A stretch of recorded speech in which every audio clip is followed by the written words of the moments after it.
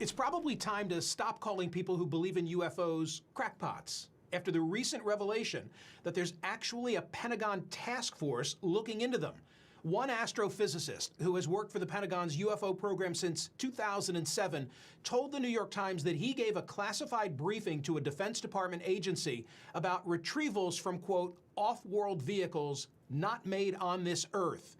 Are we on the brink of full disclosure about visitors from outer space?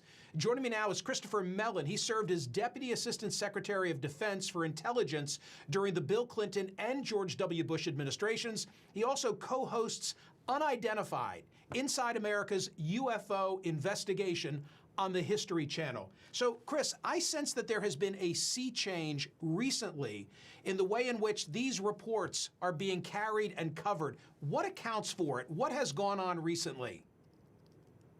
Yeah, thank you very much. You're absolutely right. And a good example of the sea change is the fact that none other than Scientific American itself has published an article saying the subject ought to be taken seriously and investigated by the scientific community.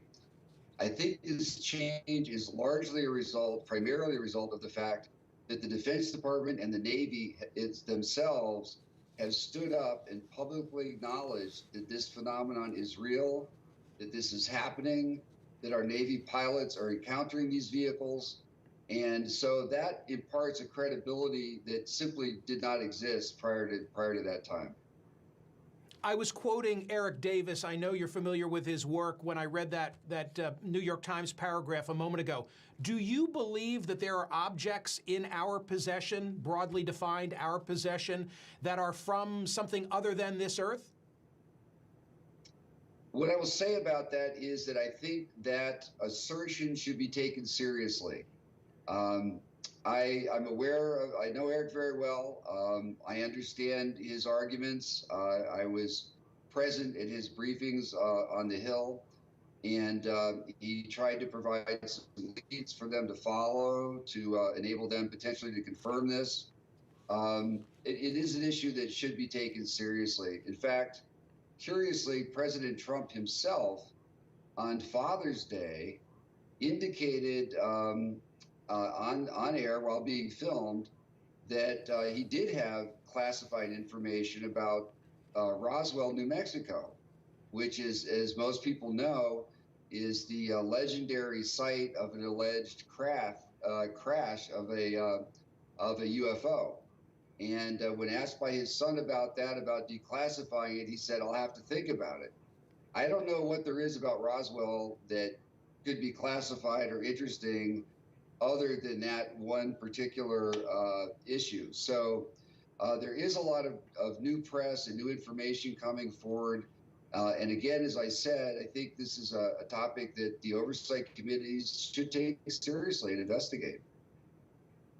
It's the only thing missing from this election. Who knows what the next 90 days brings?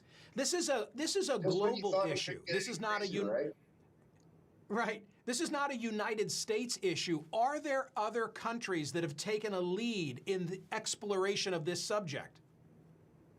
Absolutely. In fact, we're behind several other countries. France, for many years, has had an official process involving their national security forces and police forces.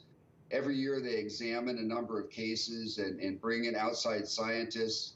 A lot of that information is public. My colleague Lou Elizondo has made trips both to Italy and South America, and we present a lot of this information on our show, as well as a lot of information from current and former U.S. military personnel and their experiences. But you're absolutely right. This is not unique to the United States. And further, our military personnel have similar experiences when they're deployed abroad in the Middle East and Afghanistan and elsewhere. So by all accounts, it is definitely a worldwide phenomenon.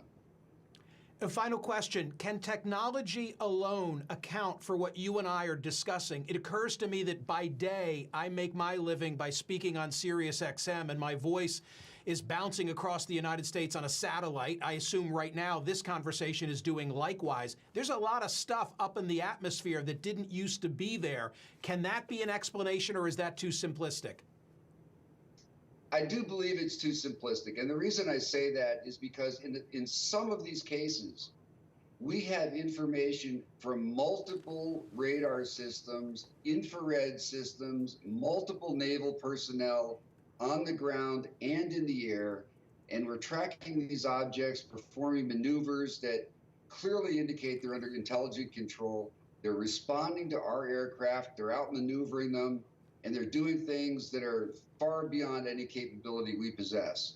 So that's certainly a hypothesis to consider. We have to keep an open mind going forward, but I don't think we're going to find at the end of the day that that kind of explanation can explain cases like that.